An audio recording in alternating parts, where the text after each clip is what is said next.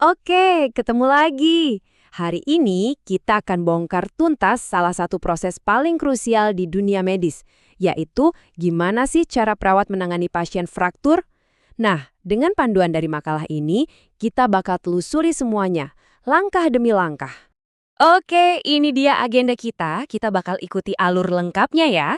Mulai dari pengkajian awal, terus kita identifikasi masalah utamanya, lanjut ke rencana intervensinya, sampai akhirnya kita evaluasi. Semuanya akan kita kupas tuntas.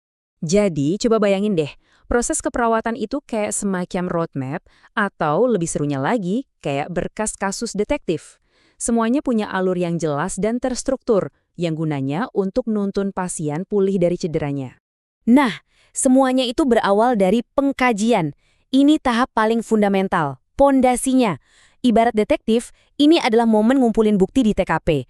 Kritis banget, karena kalau ada satu aja petunjuk yang kelewat di sini, wah, bisa-bisa seluruh rencana perawatan jadi berantakan. Oke, sekarang kita masuk ke langkah pertamanya ya.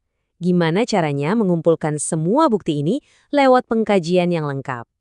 Sekarang, ini yang menarik. Salah satu alat andalan perawat buat investigasi keluhan utama, biasanya nyeri, itu pakai metode PQRST. Ini bukan cuma nanya, sakitnya di mana loh? Tapi ini serangkaian pertanyaan cerdas buat membedah total karakter nyerinya. Dari pemicunya, rasanya kayak apa, sampai kapan mulainya. Kalau situasinya darurat, ceritanya beda lagi. Prioritas utamanya, ya menyelamatkan nyawa. Nah, disinilah survei primer ABCDE ini jadi pahlawannya. Ini semacam cek kilat tapi sistematis. Dari jalan napas, pernapasan, sirkulasi. Pokoknya mastiin nggak ada yang mengancam jiwa sebelum kita ngurusin tulang yang patah. Tapi investigasinya nggak berhenti di situ. Nggak cuma yang kelihatan mata aja. Untuk dapat gambaran utuh, perawat butuh mata super buat ngeliat apa yang tersembunyi. Disinilah tes penunjang berperang. Nah, ini dia, mata supernya tim medis. Ada X-ray buat ngintip bentuk patahannya, ada juga bone scan, MRI, sampai tes darah lengkap buat ngecek ada pendarahan atau infeksi nggak. Tanpa data-data ini, ya sama aja kayak kerja dalam gelap kan? Oke, semua petunjuk dan bukti udah kekumpul. Sekarang waktunya apa? Ya, waktunya menyimpulkan masalah utamanya. Dalam dunia keperawatan, inilah yang disebut menegakkan diagnosa. Khusus buat pasien fraktur, biasanya nih investigasinya bakal ngerucut ke 3 tersangka utama. 1. Nyeri akut, jelas karena cederanya. 2. Hambatan mobilitas fisik, jadi susah gerak. Dan 3. Defisit perawatan diri alias kesulitan buat merawat diri sendiri. Nah, setelah tersangkanya ketahuan, saatnya bikin rencana aksi. Kita mulai dari 2 masalah yang paling penting dan saling nyambung, nyeri dan susah gerak. Ini harus diatasi duluan. Untuk masalah nyeri akut, tujuannya simple dan jelas. Rasa sakitnya harus berkurang atau terkontrol. Gimana ngukurnya? Ya dari skala nyerinya yang turun dan pasien kelihatan jauh lebih rileks. Dan ini kerennya, penanganan nyeri itu bukan cuma soal ngasih obat loh. Lihat deh rencananya, lengkap banget. Ada kaji tingkat nyeri, observasi tanda vital, atur posisi biar nyaman, diajarin teknik relaksasi, sampai dikasih kompres dingin. Semuanya dilakukan barengan dan masing-masing ada alasannya. Lanjut ke masalah mobilitas. Tujuannya apa? Ya, bantu pasien supaya bisa gerak lagi pastinya secara bertahap.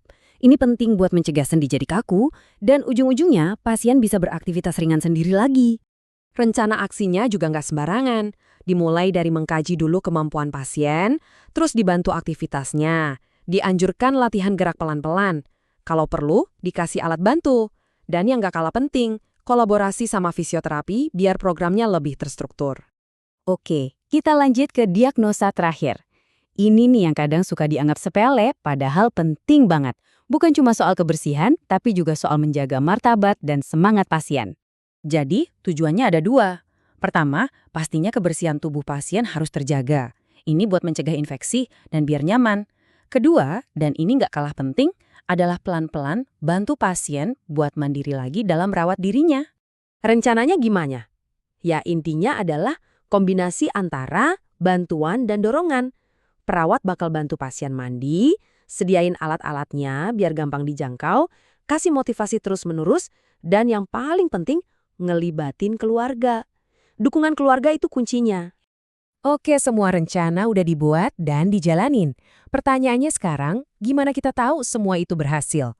Nah, jawabannya ada di tahap paling akhir, evaluasi. Jadi, implementasi itu ya eksekusinya saat semua rencana tadi dijalanin. Nah, kalau evaluasi itu momen cek ulangnya.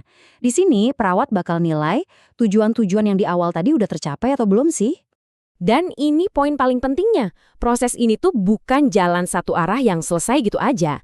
Ini sebuah siklus yang terus berputar. Kalau pas dievaluasi tujuannya belum tercapai, ya proses investigasinya dimulai lagi dari awal, pengkajian ulang. Proses yang terstruktur ini kan penting banget ya sebagai kerangka kerja. Tapi ini juga ninggalin satu pertanyaan besar buat kita renungkan. Gimana caranya seorang perawat bisa menyeimbangkan protokol standar yang kaku ini dengan kebutuhan personal setiap pasien yang unik? Nah, disitulah letak seninya menjadi seorang perawat.